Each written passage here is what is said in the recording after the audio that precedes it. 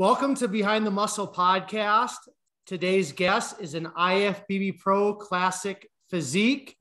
Today's guest is Jason Theobald. Jason, welcome to the podcast.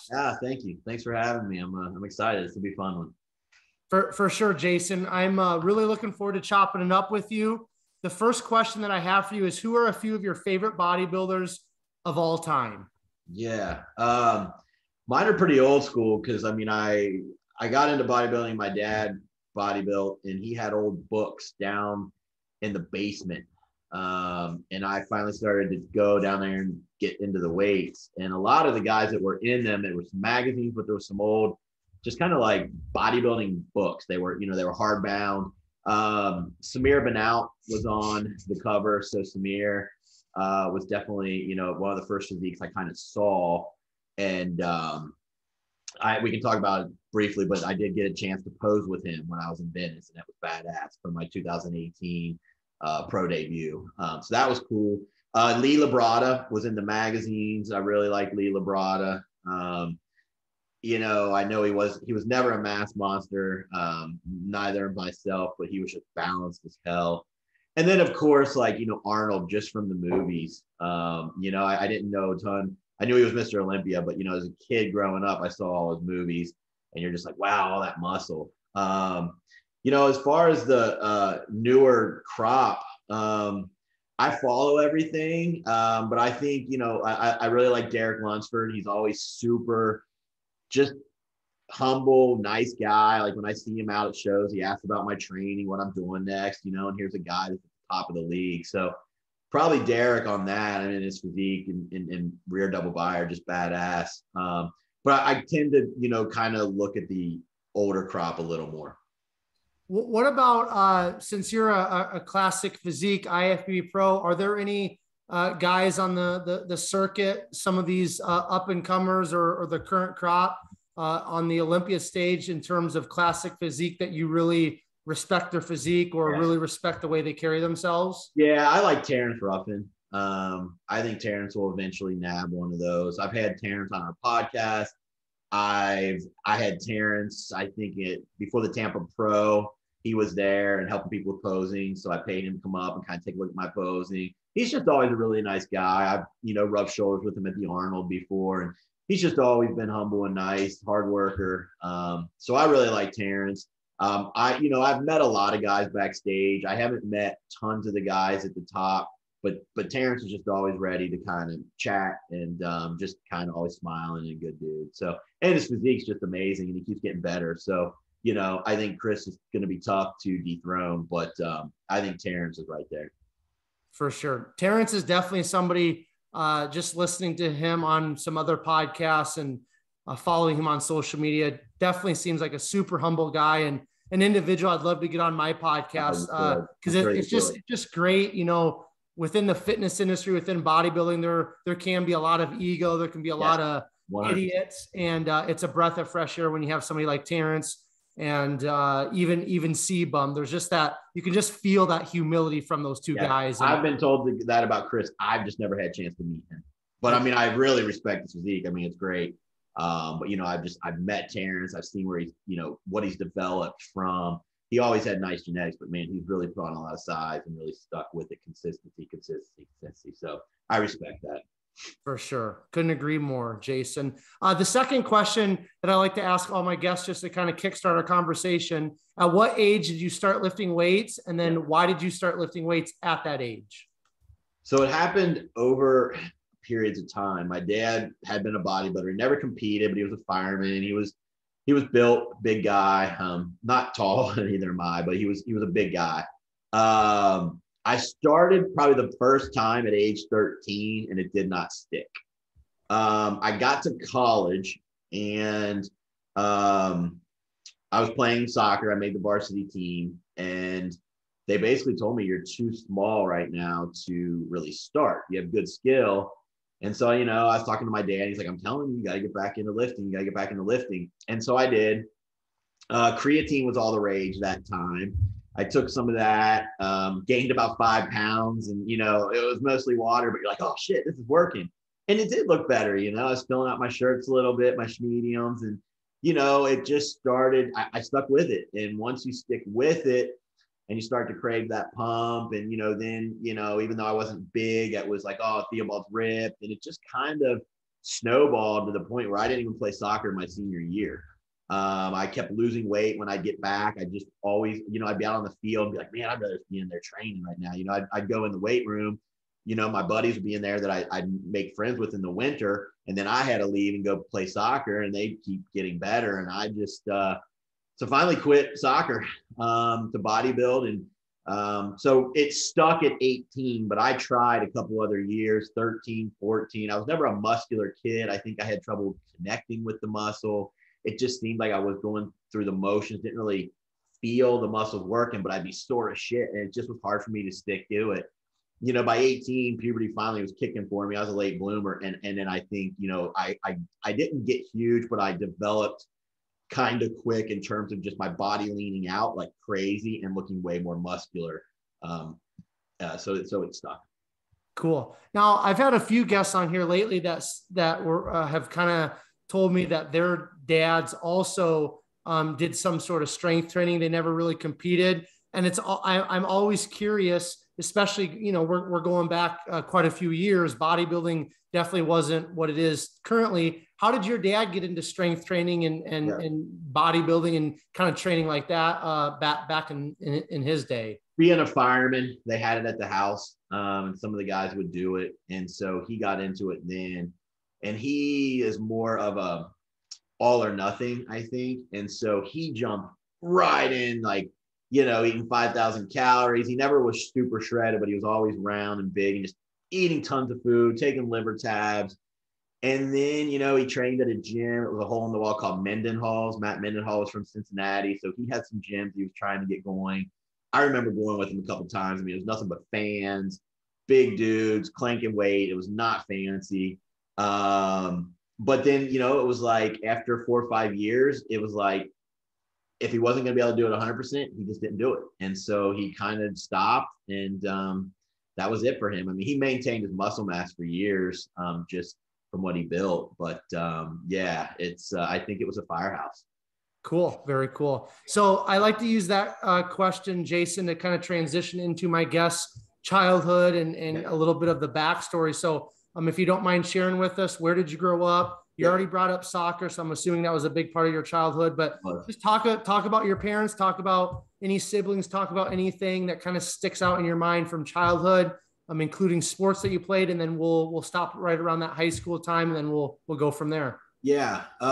So soccer, I'll back up. I grew up in Cincinnati, Ohio. I'm an only child, and my mom had kidney stone issues, or else they would have had other kids. She only had one kidney, so he really wasn't supposed to have even myself. My dad was a fireman. My mom stayed at home. It was very common in the 80s. I'm an 80s, 90s baby. And soccer was basically my first love. I excelled early at it without having to really try. I was scoring 4 or 5 goals a game. Quickly was recruited to play select teams. By the time I was 13, I was on the state team, ranked one of the top 17 in the state. So it came easy. But unfortunately, as the other kids started to grow, I wasn't. And then it got real hard. People were 5'8", and I'm still 5'1". And, the skill was there, but like, it's just a different game when someone's that bigger, stronger, and longer stride. So I struggled for a while with it. And it got to the point sometimes where it wasn't as fun anymore. I was used to dominating. And I think going back, if I had a bodybuilding mentality now, I would have worked harder.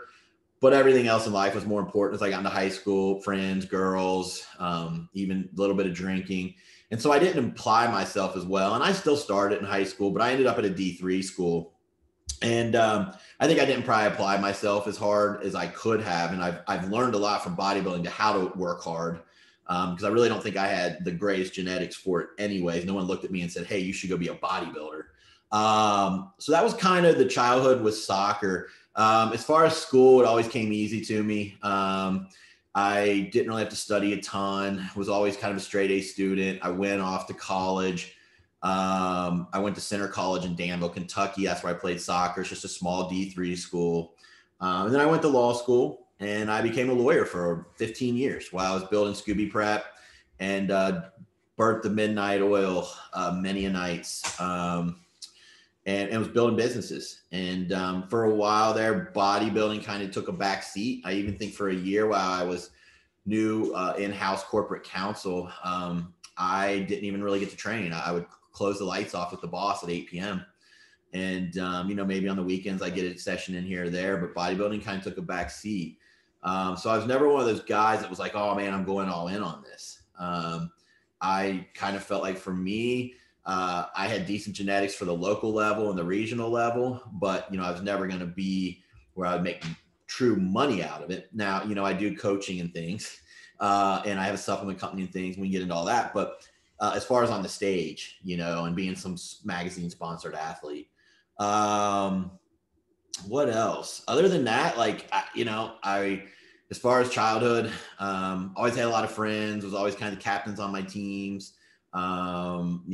Just kind of a good childhood, really. Nothing like awful happened or anything. It's just good upbringing. So I want to ask you about your parents. What did they, just thinking back, looking back, what did they kind of instill in you? What was there? Were they focused on the sports? Were they focused on the education? Were they focused on the hard work? What was kind of their message to you, Jason? They were focused on education, and that's probably why, bodybuilding took a back seat. It was, they didn't go to college. My dad had a decent job, but my mom, when she finally worked as a cashier. They made their money stretch very well, but we were very much middle class. And I watched them, budget and save and not always have enough for things. And I can't say I came up from a poor upbringing, but watching them always kind of budget, save, I kind of knew that they were right, that education and always getting more education was the ticket. And I really didn't want to have to budget and scrimp and scrape as much. So there was that. But then also just hard work. Like those kind of people always are cleaning their house out in the yard. The yard's diagonal, all the edges are trimmed. Kind of OCD like that. My dad was really into cars, building them, repairing them.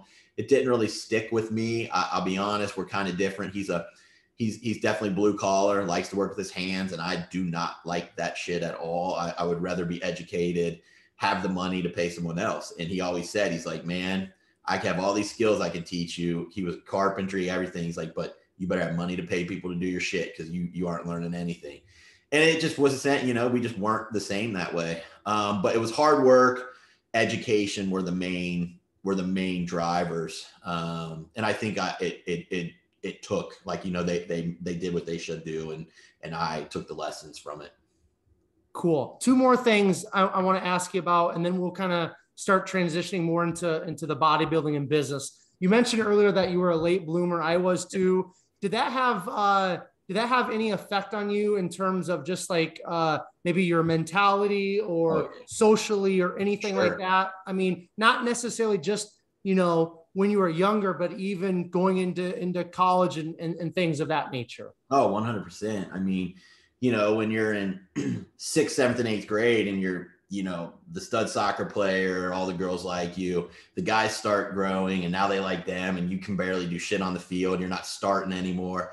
It's a big hit to your ego and you don't know how to act, you don't know how to process it at 13, 14, and 15. And so I think once I found bodybuilding and I finally started to hit puberty and develop my body and get those, accolades again, it was very addicting, and so it was a way for me to catch the other guys and then surpass them and be better, so yeah, anytime you have something like that, it's going to leave a mark on you. And so you can either kind of, crawl in a hole and just be, mediocre, or figure out a way to improve it. And I saw strength training kind of as a way to improve it. And as I got stronger, my confidence grew. And so that was a big thing, I think when I walked in the gym, I couldn't even bench press quarters on the side. I mean, I was 120 pounds at 18. And, quickly within a year, I had, 235 on the bar. It's not much looking back, but it is when you're a $140 and you couldn't barely move the 25. So the confidence that created, and then the, people always commenting, calling you the shredded guy, your arms are growing, all that kind of pushed me to just continue to do it. And it'll be part of my lifestyle till the wheels fall off. Cool. Love it.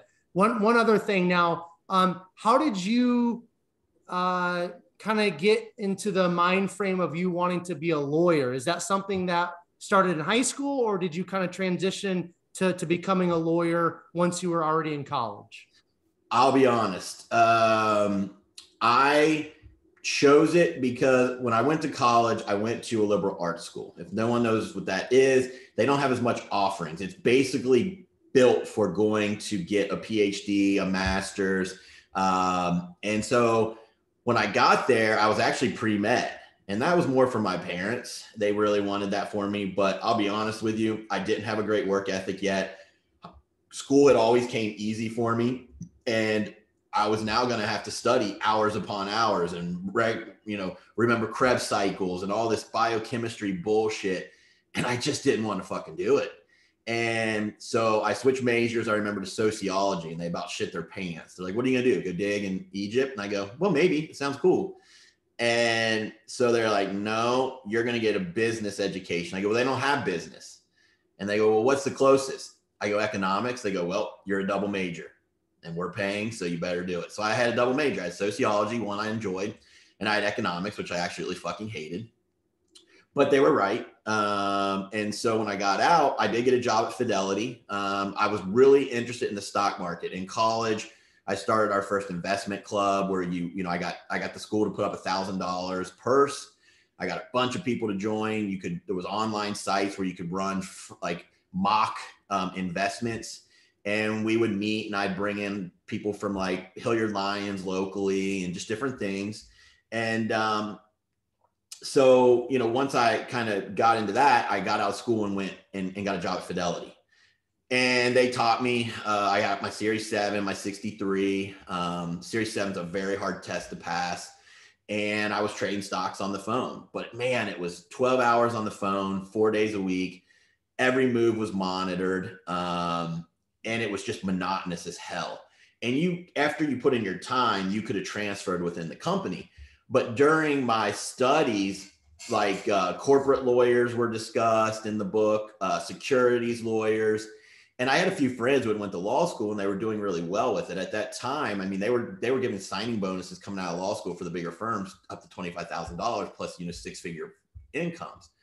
And so I'll be honest, that kind of drove me. I was only making $30K. I mean, we're going back 20 years at Fidelity. Wasn't horrible, but it wasn't much after they take taxes. And I thought to myself, well, shit, school's always been something it was easy. And then I applied myself in college and did well. I'll just go to law school. So it was never anything that I like dreamt up, or I'd see shit on TV and be like, that's what I want to do. I had no freaking clue what I wanted to do. I just knew that even if I went to law school and didn't want to be a lawyer, it would be a great education, one that would probably get me in the corporate door at a higher level faster. So it was never a desire. It was never a dream. It just kind of fell into line as I kept reading more and more about what's out there. So.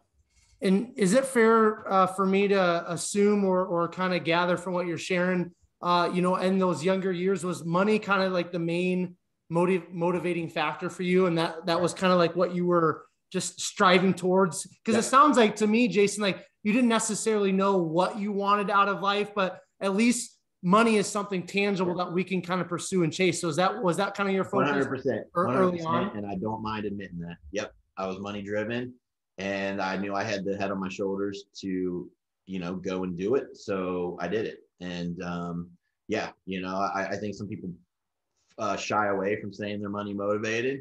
I've changed a little bit in my years, but it's still always motivated me. I don't spend a lot. If people, I do have some nice rides, but I don't spend a lot of money. I save a lot. It's security to me. And like I said, we weren't poor, but I did watch my parents always be like, oh, we can't buy that. We can't buy that. We've only got X, left. And so for me to see a nice chunk, it's security.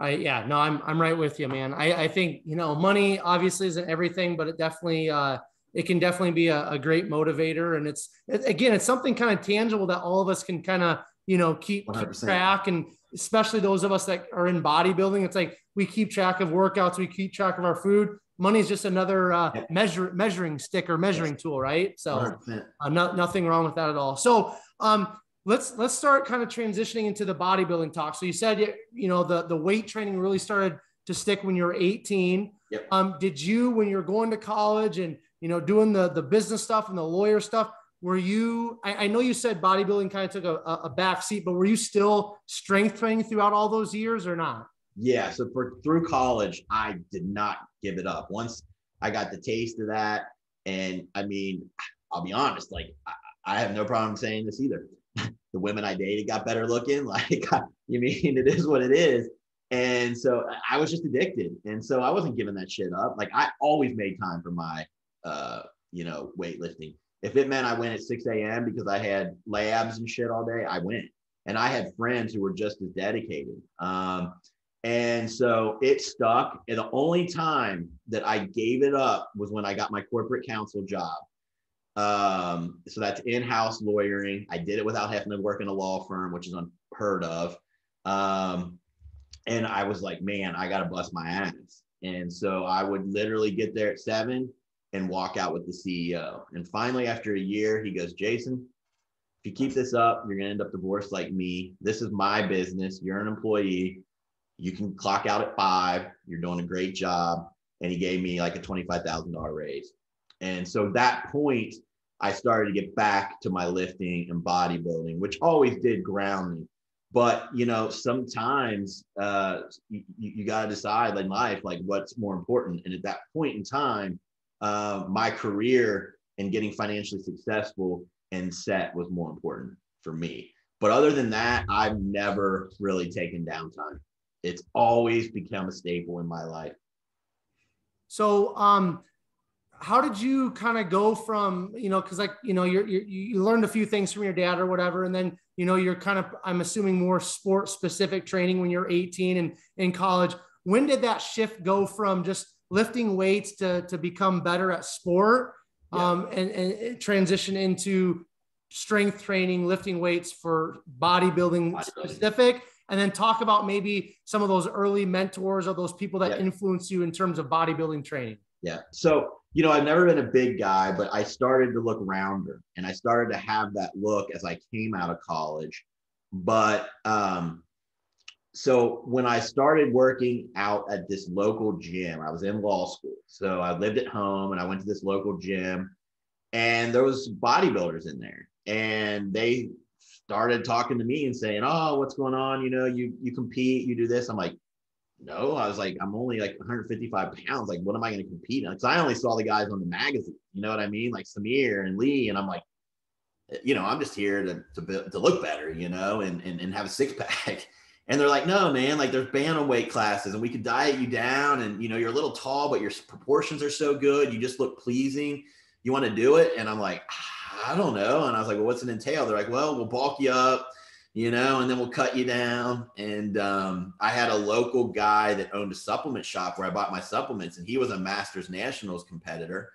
And he had always said, you'll do it one day. You got the genes, you got the shape. And he's like, I'll do your diet. And so I was like, all right. So I hopped in. I did my first show at 23. I was in law school. So I was juggling law school studies, trying to diet. And, it went pretty good. I mean, my diet wasn't great. He overproteined me, undercarbed me. I only got 4th, but that kind of set the seed to have other guys telling me that, I could do it and compete, because up to that point, it wasn't even something that I knew that they had weight classes. All I knew was these big guys, and I figured that's what you had to look like to compete in bodybuilding. I didn't know about all that. So that's kind of how it happened, was just some gym rats telling me, hey man, you could do this.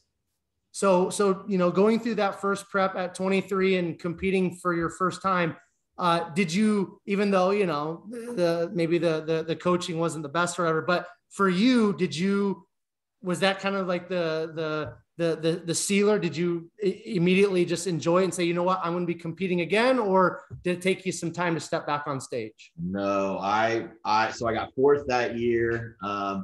I found a better training partner, which actually was a woman. And she hit me up on a message board. She's like, I train at your gym. She was about 40, I think, and I was only 23.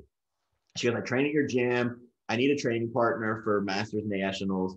I saw your pics that you posted. I think you could be much better. You need to improve your medial delts, your quad sweeps, and your whole backside, and I can help. And I go, okay. So, she pulverized me. And I came back out the next 2 years later, still a bantam, but I was top of the class. It was hard to make weight, and I won every show I entered.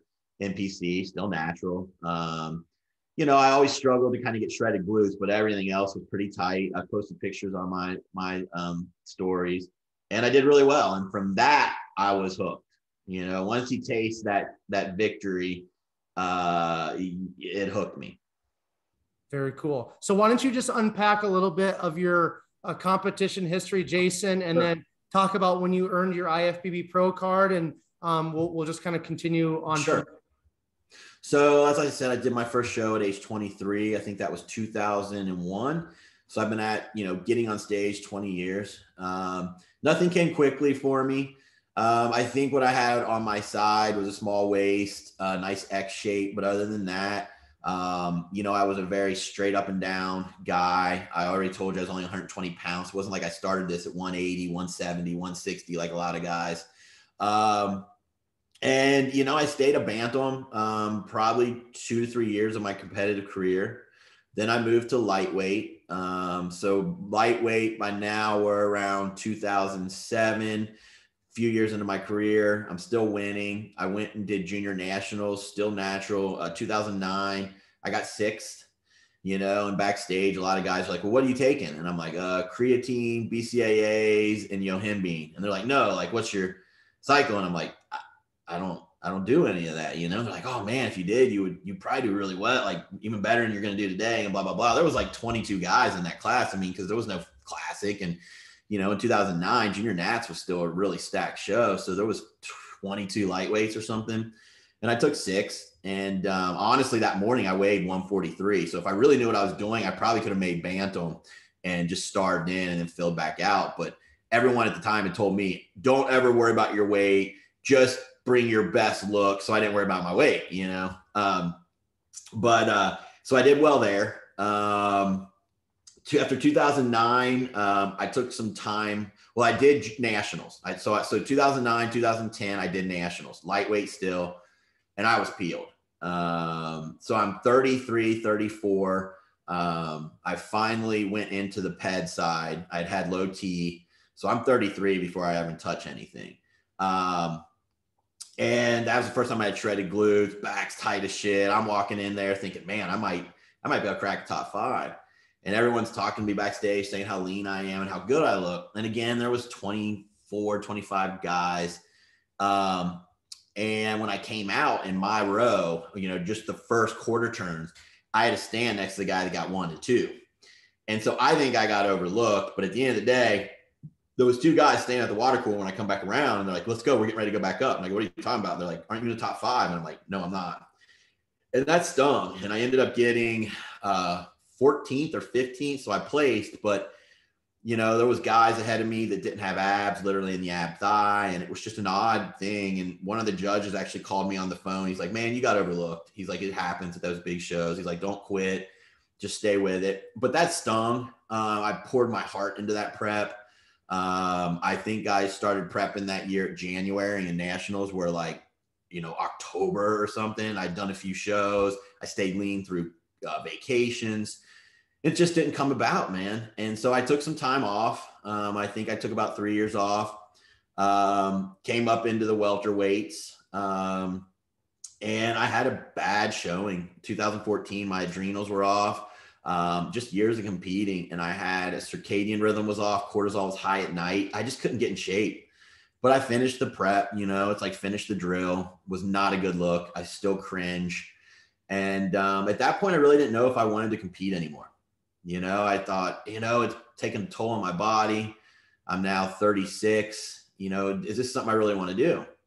And I didn't know, but I always stay in bodybuilding. Well, they brought out Classic.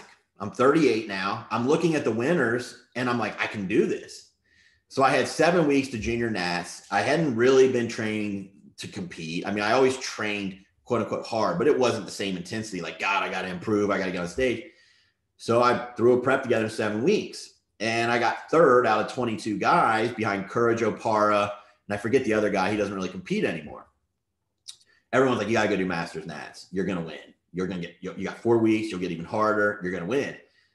And I'm like, all right, well, let's do it. And it was probably the best I'd looked yet. And I won the overall. I had guys coming up to me as soon as I took my clothes off, and I didn't feel that comfortable, like that was going to win. And they're like, yeah, man, I'm looking around the room. You got it. And I'm looking at some of these guys like, no way. Like, but I always fixate on what they have over me. And so I won. And, I won the overall. And that was probably one of the coolest things in my competing career, just to win an overall at a national show, even if it is Masters. And then, people start saying, well, why don't you compete in Masters? You won Masters. And I'm like, no, I'm going to try Open.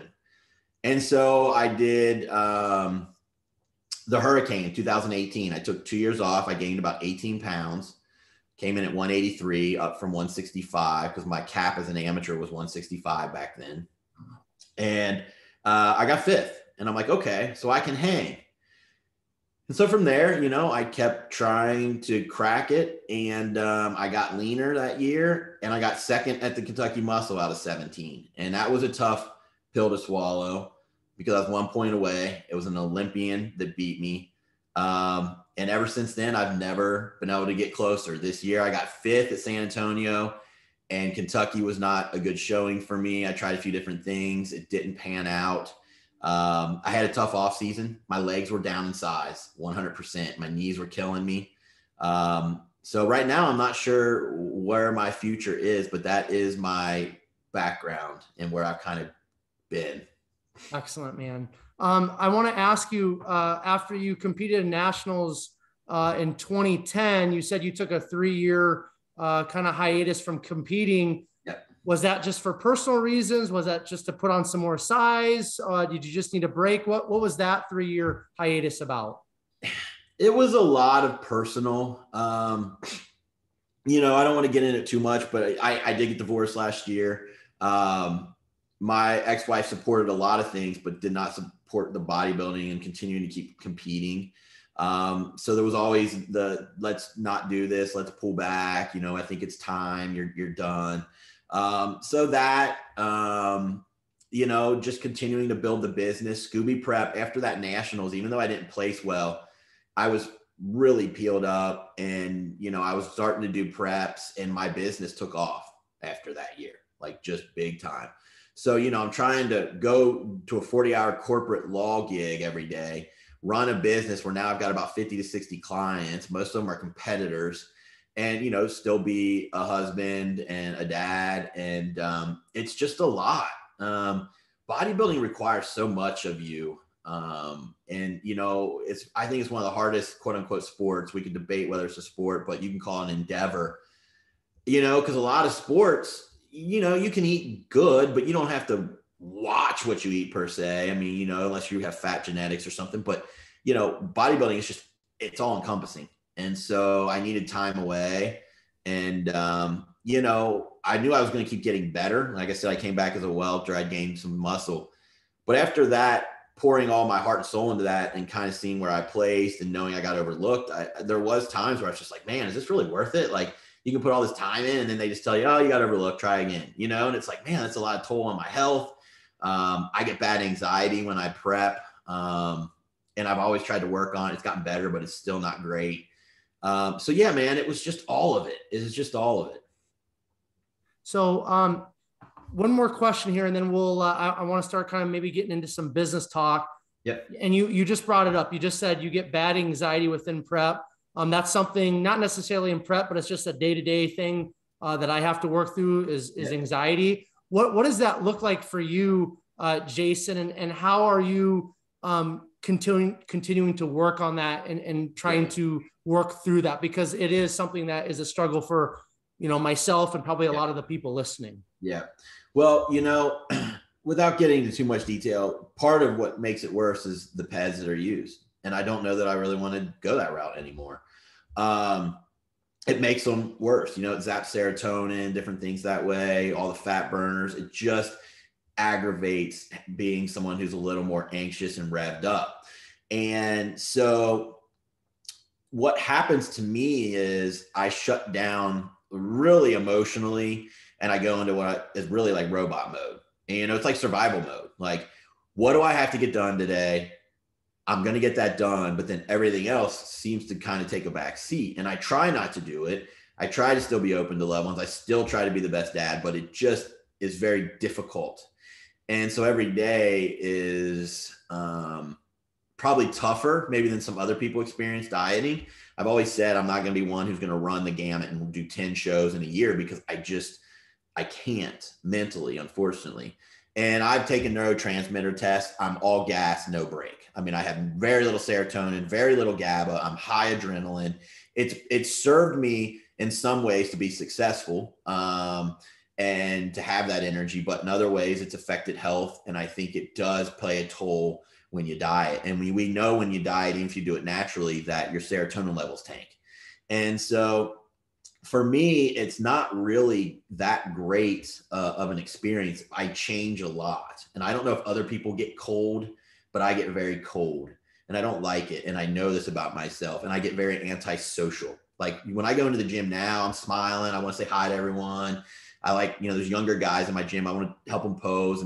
But when I'm prepping, man, it's like, don't talk to me. I'll go to gyms where I don't think people are going to be. Like, it's, I hate to admit it, but, maybe other people are like that. How do I help it? I mean, we have a product on my supplement line called Cordy's. I rock that a lot. That helps bring down cortisol and the anxiety. I use a little bit of Phenibut and I am on 10 mgs of Lexapro and I've tried to wean off it and I get physical symptoms. And so, that's how I cope. It's just one of those things where some days it just feels like energy and other days you have, racing thoughts. So, prep just makes it worse. And so I'm not really sure after last prep, it just wasn't very fun anymore. So I'm not sure where my future lies in terms of getting back on stage, but that's, the only way to really cope with it is, try to be aware, and, a few supplements help, but at the end of the day, it's tough when you're dieting to deal with it. I appreciate you being truthful and honest and sharing and touching on that, Jason. Now I want to ask you, I want to kind of start transitioning into the coaching and the business side of things. When I was kind of prepping for our conversation, I was getting really excited because I own a business and I'm also in real estate. So I love the mixture between, the bodybuilding and the business. So how did you initially start coaching clients and then talk about the evolution of that, please? Sure. So in 2007, I did a little natural show. It was kind of like coming back out. I had not competed since I think 2000, maybe 3, 4. And I did really bad. I used a local coach. It just was not set up for me well. I ended up finally putting my protein in. It was 390, I think 80 carbs and 90 fats for a guy who's 145 pounds. It made no sense. And I was struggling to get lean, even though he kept telling me I was getting leaner. And then I found a guy on a board. He went under the name of Tipsta. His name was Mark Rosemini. And he said, you know what? You're pretty good, man. You're dieting all wrong. Put your macros into this. Tell me what he's got you at. And he's like, I'll tell you what you should be at and I'll help you. And he helped me for free. Every morning I'd check in with my dry morning weight. And the diet he did for me was about 45% protein, 45% carb, and 10 to 15 fat. Well, he had my carbs to start at like 300 grams. He's having me eat white potato and all this shit. And I'm like, dude, I feel like I'm cheating. This is great. And I'm getting leaner. Well, So I got my ass kicked at that 2007 natural show. 4 months later, under this guy, I beat all the dudes who beat me showed up. I beat them, and I beat the lightweight and welterweight in the open, and I'm natural.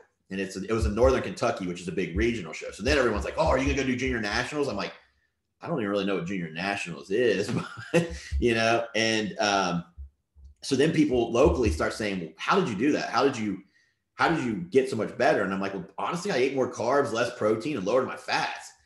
And they're like, oh man, I always do that high fat, like low carb diet too. And I'm like, well, I'll help you. And so I started helping these guys that were always kind of like second place finishers. And I did it for free. And now they're first place finishers. One of the guys won the Mr. Cincinnati at 165 pounds. He was shredded, and it just took off. All the local bodybuilders were like, man, there's a better way. There's another way. And they all started coming to see me. And so I ran my business every Sunday. I'd have appointments, and it was 35 minutes back to back to back to back. And it got to the point where I was working 12-hour days on Sunday. And, the ex-wife said, listen, you're good at this. Either make it a business or cut this off, because we can't do shit on Sunday. So I was like, okay, well, what do you want to do? And she's like, I want to make it a business if you want to. So we did. So I think I started charging like $200. And then, everyone and their brother wanted to work, and I'm overwhelmed. And everyone, a couple people are like, man, I'm glad you didn't charge me more, but you could easily be charging $500, $600, $700 for these preps with the kind of effort you're putting into this and the results. So then it just grew from there, and I started charging more, and no one balked, and now you got more clients, and it just kind of took off. But it was basically, I still credit Mark for taking me over, showing me another way, and transforming so fast in 4 months that everyone was like, damn, like, what the hell did you do? So talk to me, Jason, about scaling a business, because, at some point, things are growing, and there's only so much one person or two people can do. Yep. This is something that I would love for my own personal learning. I would love to learn from you or hear from you, because that's kind of where I'm at with things, and wanting to do more business type things, but it's just me. So talk about scaling. How do you go from 0 to $1 million and make it work, so to speak, and make it excellent? Yeah. So Scooby has grown to a 7-figure business. It's taken 12, 13 years, and I'm sure there's people who do it a lot quicker. But here's what you got to do. You've got to find where the biggest time sucks are. And then you've got to come up with a solution to it. So one of the biggest time sucks for me was trying to build diets in some of the systems online or by hand. Also, a big time suck was my check-in system. I had a chart, it was an Excel chart, and I asked them to always respond to the same email chain. They always didn't do it, but if they did, then it would start to get small as hell. And the thing is, when you got 50 clients, sometimes you got to refresh your notes. But I didn't have all that. I was going by the email chains. It just was a poor system. So, we created a database where you could build the diets. You could keep any notes you wanted, all the client stuff, all their pictures were in there. And that streamlined and cut down on that. Because a lot of times I'd have to Google, what did I say? What did I do? What's going on here? If you have 20 clients, you can usually remember everything. If not, and you're scaling and you're growing, the worst thing you can do, and I know there's still coaches that do this, they go, well, how many weeks out are you? What are your macros? What's your cardio at? Like, people are only going to be okay with that for so long. And, I knew that early on, but so I never did that. I had a system, but it wasn't good. And my time was getting sucked. So we invested. A lot of times you got to invest. And so we invested $100,000 in a system. It's called Fee for Function. There was an earlier iteration of it that I think we paid $20,000 for. It was under our old Natty Nutrition website. It was just mainly a diet builder, but it helped. And then we're like, okay, we still need more notes. We need more, client reporting, all that stuff that we need in here. And then I've hired an admin. I have someone who all my leads come in. They are the first one to take care of it, get it to the right coach. I've hired coaches and brought them on to help with all the leads. I have someone doing my books, and so at some point you've got to delegate certain roles so that you can be more available to generate the income. And when to do that is different for everyone. I think our first iteration of the software happened about 4 years into the business.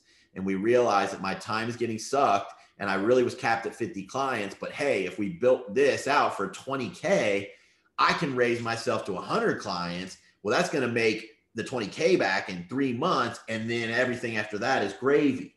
So it hurts sometimes and stings, but you have to find out where your time sucks are and be willing to invest to basically relieve that time so that you can put your energies where you need to be to generate the best revenue for your enterprise. So excellent. Now, when you decide you're going to go out and you're going to hire other coaches to work for you, to work underneath you, to work under the name Scooby Prep, which is, that's you, right? Like that's you and that's your name and that's your baby. Was that a difficult thing for you to kind of move in that direction? And then after you touch on that, talk about how you go about finding the right people to represent Scooby Prep, because I think that's really hard for a lot of us entrepreneurs, business owners, what have you, when we have to start letting go of our babies, so to speak, and it's our name and it's our reputation. That's hard for me. It's really hard for me. I think some of the listeners are going to be able to relate to this. So please touch on that, Jason. Yeah. So, I mean, the first time I brought on a coach, I basically brought a friend on who was into the industry. And so I knew that he wasn't going to tarnish my brand. He wasn't going to be an issue. I knew at the time that for what other role I wanted him at, he had most of the knowledge and I only had to train a bit. And so that was good because I still didn't have all the time I needed because I was still a corporate attorney. And so it was hard, but I think it goes into the next question. You have to find someone who is willing to, this is, tongue in cheek, but like basically bleed for your brand. And it's hard to find, but you can find them. A lot of times what I'm doing is I teach classes, I mentor, and I have clients. Well, there's 3 areas to pull from there. And so I always try to find the people that really are putting out extra effort. And sometimes they've even asked, hey, can I help you with clothing? Is there any way else I can help you? And that goes a long way with me. And so those types of people have already shown that they're invested in the brand. They believe in the mission. And so those are the types of people that I hired. I go for the people that basically I'll go above and beyond to show learning, and then I bring them on. I've missed a few, but generally speaking, I think I've done a pretty good job. You never can be 100% sure, and you have to be willing to sever that relationship if they are tarnishing the brand. And I've had to do that a couple times. They didn't check, I always tell my coaches, don't let the check-ins wait too long. But then I'll get something from a client says, hey, I'm working with so-and-so. It's been 2 days. Well, I don't put up with that. It's too long. We respond in a day. And if you can do it in a couple hours, that's what I want. So, you got to be willing to delegate, but you got to be willing to also make those hard decisions and have those hard conversations. But you're never going to scale if you stay a one-man show. So what, in terms of business, what's kind of been the biggest challenge for you personally, or the biggest obstacle that you've had to overcome, tying that in with maybe a lesson that you've learned through business specifically? Right now, I'll tell you, it's feeling like you're not doing enough. Everyone has that voice in their head. You might watch another coach and they're on social media 20 hours. And my coaches under me have these issues. I still have those issues. It's like, man, I guess it's when do you know that you're established and you don't have to keep pushing all the time? It's very difficult. And when you are the sole provider and you're trying to maintain a business, you get to a point where you have enough money, but at the same time, if you relax too much, will it all go away? and that's part of my anxiety. I mean, there'll be times at night I'm laying there and I'm like, I get a few cancellations and I'm like, this could all just crumble, and I've got a lot of bills, not because I'm an extravagant spender, but, I've got kids and just other agreements and just things that are in place and businesses. And it's just all a lot. And so I think, it's kind of grappling with when is enough and how do you toe that line, and do you always need more? And every entrepreneur I know struggles with it. We have conversations between Jeff Black and Jeff Sue all the time. They're very successful coaches. They came up, kind of under me. I helped mentor them. They're all kicking ass.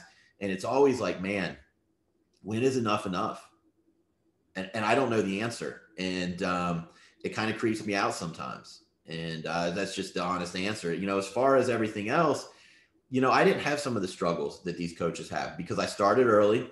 I got results quick, and there wasn't as many of us. And my brand grew, and I always had a 6-figure income to fall back on. So I didn't have to sit there if I had 20 cancellations. That's never happened. But if I had it, I didn't have to sit there and worry. But man, I feel for some of these coaches where they got bills, kids, and they're, it's tough. Entrepreneurship is tough. It's rewarding, and it can really make you financially secure, but it's tough. Amen to that. Yeah. Now, I want to talk to you about, you just kind of mentioned having mentors or having these mentorship programs. I saw that on your Instagram. I think it's great when people like yourself that have had the success that you've had, when people like you, Jason, give back, because I really feel like, yes, money is great and having business is great, but really true satisfaction comes when we serve others, when we're helping others. Right. So talk about the mentorship programs that you have, and how did that come to be, and just unpack that a little bit. Sure. So I first started it, I think in 2019. And when I did it, no one else was doing it. I really think I was the first to market on it. I really do. I don't think anyone else was doing it. I had a few inquiries and I thought, I don't know, I'm a coach. I don't really know if I want to do that, and the more I thought about it, I'm like, well, hey, this is great. And I started to think to myself, like, why wouldn't you do it? You've got so many guys and gals that have worked under you that are now highly successful. And that's not to, pat myself on the back. It's just a matter of the fact. And so, I guess my coaching tree was pretty good in terms of other people that had gotten successful. So I thought, I have the pedigree to do this. So my first one, I basically built out a curriculum, and it was basically for newbies. Well, what I found was it's really tough to explain estrogen dominance, or explain a macro setup, or explain what a stall looks like in a prep without someone really going through it first. So I finished that up. I took some time and I thought, the better way to do this is to really serve people that are kind of already on the front line and make it more of a self-guided mentorship. And what I mean by that is, they already understand macros. I had a macro course, I had to spend a week, a time on just going around. We don't do any of that. They're in the front lines. They're coming into these hard cases where people are, weight loss resistance, and it's running rampant out there. Hashimoto's, all these different things. And so what I've done is I've said, listen, we will always cover your clients in hard cases first. That might take 30 minutes. If you got labs, great. If not, give me all the details and let's go over it. What have you done? Here's what I would do. And then I give them like case studies. I've got millions of labs that show all the different types of things that they're going to encounter out there in a general nutrition, and even like with competitors. And so I'll send them those. I teach them how to go over GI maps. I teach them how to read Dutches. I teach them how to read a ZRT, 4-point cortisol, all these things that they really are going to need for what I call myself as a hybrid coach. I can get a bodybuilder and fucking shredded, but I can also fix someone's hormonal imbalances. I think that's the best type of coach to be. And that's what I teach in my mentorship. If someone just truly wants only bodybuilding stuff, I can do that. But most people come to me because they want the mix. And so it's kind of self-guided now. And I prefer working with people that at least have been on the front lines. I don't care if you have any knowledge in it in terms of like the functional stuff, reading labs, but I want you to have experienced some of this shit, because once you see it, now I talk about it, you're like, okay, I got this. This makes more sense. So that's where I'm at right now with my mentorship. I haven't had anyone come out of it and say, man, that wasn't worth it. So, I think I have a pretty good track record on it. For sure. Now, let's talk about the Excellence Cartel podcast, which I think that's with the two gentlemen that you mentioned earlier. I believe there's another podcast that you have.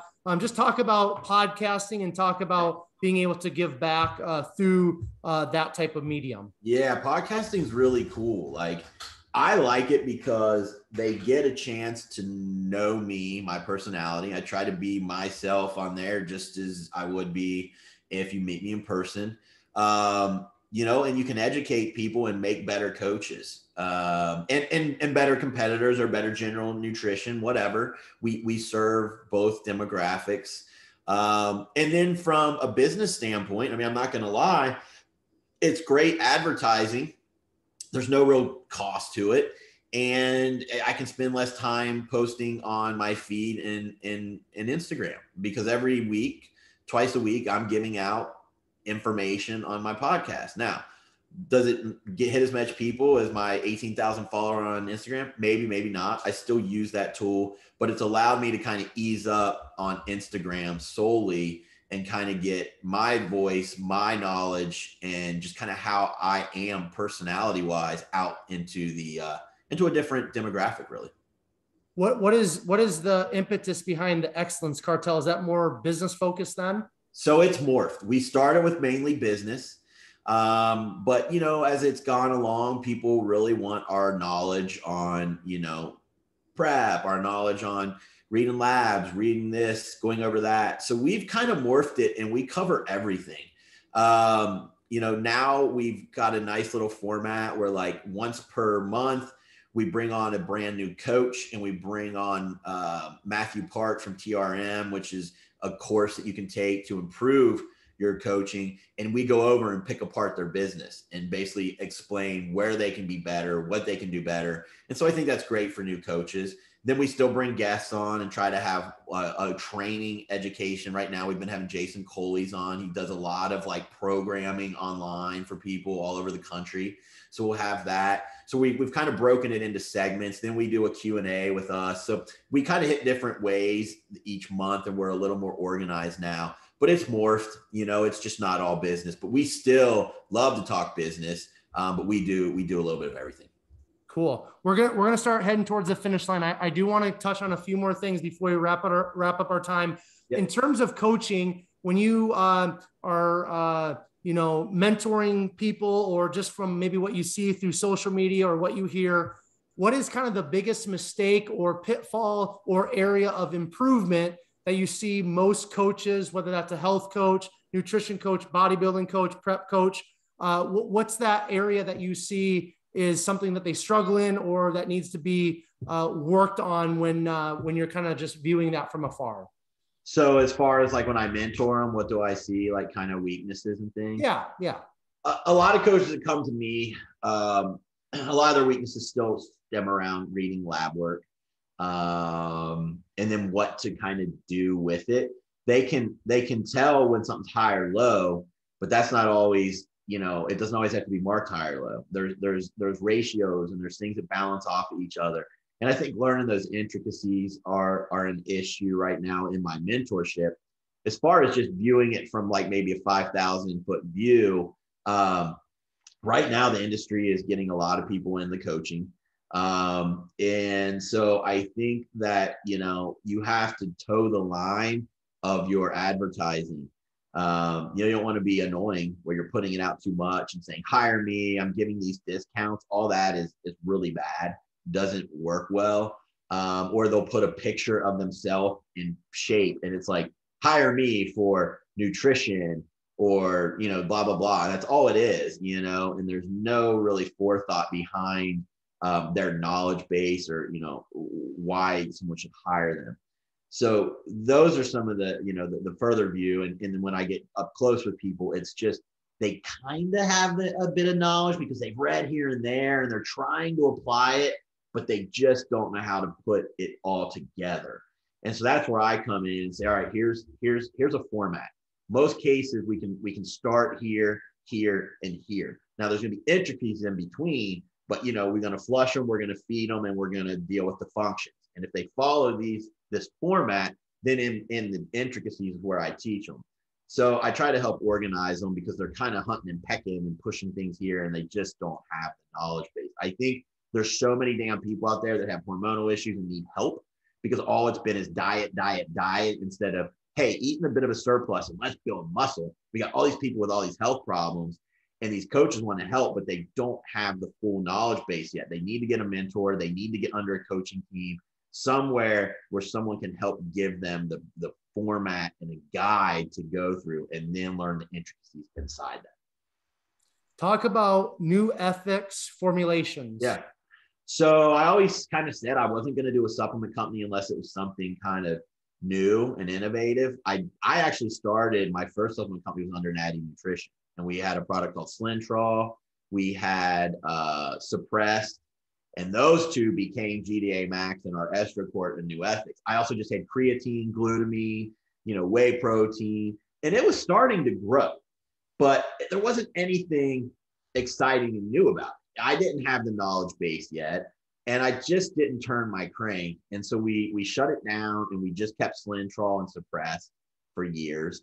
And I think Slintrol finally did almost $1 million in sales in 10 years. So it was a cool little product. It got us into the supplement side of things, labeling, contacting manufacturers, how to set up your website, your Shopify. It built the base of what became New Ethics, okay? So in 2017, I kind of saw the writing on the wall in the industry. There were so many coaches coming in. Everyone was fighting for bodybuilding clients, and sometimes you get lucky and you get that genetic freak, you make them look great, and then the next one comes, and the next one comes. Doesn't mean that coach is better than the other person. It's just a little bit of luck and a break, which a lot of things are that in life. And so, it was one of those things where I didn't really see my clientele going down, but I saw that, hey, this could happen. I met my business partner, Vince Pitstick, who had just moved to Cincinnati. He was more into the functional side. He was a rep for Metagenics for years. He had taken a lot of certifications with them. He knew how to apply functional knowledge. And at first I was like, what's this functional shit, And he's like, man, just come to this seminar with me. It was Nutridyne's more of a functional nutrition company. And I'm listening to all these doctors present, and I'm like, holy shit, like I've seen that happen in my client. I've seen that happen. I'm like, damn, like this shit's all applicable to the bodybuilding world, or like just the dieting, fitness world. And that a light bulb went off. And then I went and got educated through a doctor. I flew to Minnesota to one of the colleges and got a functional medicine certificate. And I started speaking out online about it and showing how I'm fixing clients, and Vince did too. And we realized that we needed product to help these functional issues, and we didn't love all the ones out there. And he was like, man, I'm already using your Slintrol for this. I use your Suppress for this. And I'm like, oh, that's pretty cool. I'm like, he came over for a business meeting because we were going to create a diet database together, the Feed for Function.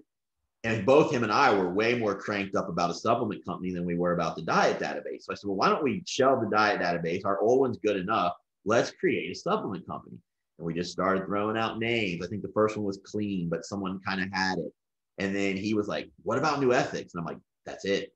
And so our whole thing was, we are going to bring out products that help the function, that help the base underlying health.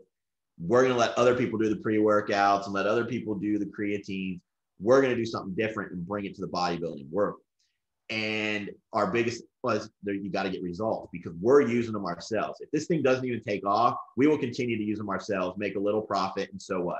Our clients are getting results. Well, then our clients start talking about, other people start trying it, and they're getting the results. So if, with supplements, if people can feel it and see it, man, you've got something. And that's kind of where New Ethics is. We put all of our product assays on our website. So what's in the bottle, on the labels in the bottle. and we pick nothing but the best ingredients. And we'll even shelve a product if we can't source what needs to be in it. And, you know, we explain to our customers, hey, we couldn't find it. COVID hit, we had some of those problems. We're not going to put out, we could find it, but there wasn't any actives. So we really follow our 4 pillars of, you know, being truthful, honest, and integrity. And it's taken off. And, you know, our margins aren't what some other companies are, but I feel like if you treat people well and deliver a good product, that'll take care of itself. 100%. All right. So, what has bodybuilding taught you, and what has business taught you, just in terms of life and growth and you continuing to move forward, Jason? Bodybuilding has taught me consistency. You need to be consistent in anything you do that is hard. It's not, if something doesn't come easy, you can get there through consistency. It's definitely taught me that. I'm a big on consistency. It doesn't require perfection. It requires consistency.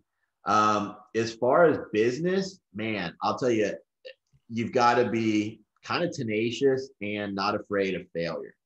You know, we had some other businesses, like I said, Natty Nutrition Supplement Line. We closed it. One of our first businesses was called Bodies for Brides. And, you know, it was just, we were going to help brides get ready for their, you know, wedding. Good idea, but not broad enough, you know, just stupid really at the end of the day. So, you know, you kind of got to be okay with throwing darts and some of them not sticking. So maybe it's consistency from both, but I think there's a little bit more of a tenacious and thick skin that you have to have in business, but I guess you really have to have that in bodybuilding too. You know, you get up there sometimes and judges go, nope, you look like shit, you know? And so they kind of mold together. And that's why I tell like a lot of the young guys at the gym, stick with bodybuilding, man. It'll keep you out of trouble. It'll teach you a lot of lessons that you need to apply in other areas of life. Don't let it rule you. You got to be balanced, but you know, it'll definitely guide you in a better direction. Very well put. All right. Last question. And then I'll give you the opportunity to share any final thoughts. Scooby Prep. Where did that name come from? So in college, the Scooby name kind of came about just one night. I started eating my 6 meals. But I would still drink occasionally, but I cut way back on it. And we were all sitting around the coolers, and I would call the beers snacks, you know, because I was used to eating 3 meals and then snacks. I'm like, well, I guess I'm not getting my protein shake and, you know, oats in, and this is gonna be my snack. So I'm like, throw me a snack. And some guys, you know, liked it and took it. And then I was doing it to a buddy, and you know, he wasn't paying attention. And I could say, throw me, you know, and he goes, Scooby snack, shut the, you know, fuck up. And then it kind of stuck. They'd call me Scooby. Snacks I'd be called that. And so when I started posting on message boards, I just combined Scooby snacks together. And so then I'd be at shows and people would call me Scooby, you know, because they knew me from the message boards, but that, you know, there was no Jason. It was, hey, Scooby. And I'd hear that all over. So first business was Natty Nutrition. And my ex-wife wanted to quit corporate world and do nutrition. So she started under that. Her clients didn't like my pictures on the website.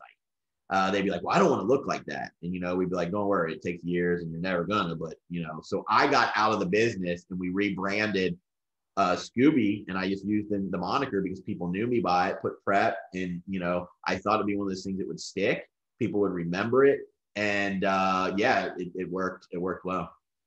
That's one of the best. I think that's right up there with John Meadows and Mountain Dog, how that came to be. I think that was something on the message boards as well. So yeah.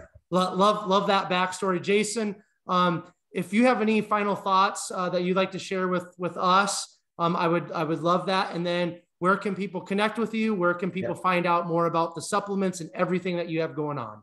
Yeah.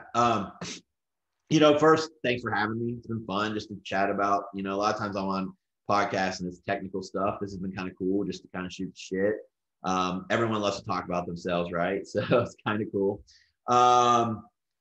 And, you know, I just imparting, you know, I think bodybuilding can give you a lot. Just remember to keep, you know, I know they say if you want to be great, you can't have balance, and maybe that's true. Just understand where you fit within it. And, you know, always keep that perspective. There's more to life than just, you know, competing. But it can definitely teach you, as I think I've said today, a lot of life lessons. As far as finding me, I'm at Scooby Prep 1 _ IFBB Pro. If you just type in Jason Theobald on Instagram, you'll find it. Jason, obviously now spelled Theobald is THEO, and then the last name BALD. New Ethics is newethics.com, has all of our products there if you want to take a look. And then for prep, I'm at scoobyprep.com. You can find me there. I don't do much on Facebook anymore. I rarely even share my posts, so it's not really worth trying to connect with me there. My email, let me give you that, because if you DM me and we're not friends, a lot of times it goes in that other folder and I'm horrible. It's just jason@scoobyprep.com. Excellent. Jason, you're very welcome. And thank you for taking some time to share your story and just kind of peel back those layers in terms of bodybuilding and business. It's greatly appreciated. Definitely. Appreciate it. For sure. Listeners, I will have Jason's Instagram in the show notes. So if you didn't catch that, you can just scroll down, whether you're on YouTube or listening to this on a podcast platform, and find Jason's Instagram. And then you can go to his Instagram and find everything else that he just shared. Thank you so much, listeners, for once again listening. If you're on YouTube, thank you for watching. If it wasn't for you guys, this podcast wouldn't be happening. So I just always want to make it very clear to all of you that continue to support Behind the Muscle podcast that I'm very thankful and I just am very appreciative of all of you. Two things I would ask of you. If you haven't done so already, make sure you hit the subscribe button on YouTube. That is very important because I release all of these episodes first on YouTube, and then I will release them on the other podcast platforms. And then the second favor I ask of all of you that are tuning in right now, take this specific episode with Jason and share it on all of your social media platforms. Make sure you tag Jason, tag Behind the Muscle. That way we know you're listening to this episode. You found great value. If you're tuning in through YouTube, why don't you leave a comment in terms of what was your favorite part about Jason's story, or maybe some of that valuable information that you gained from Jason's conversation with me today. And then finally, I will leave you all with this. Remember, behind the muscle, there's always a story. We'll catch you guys later.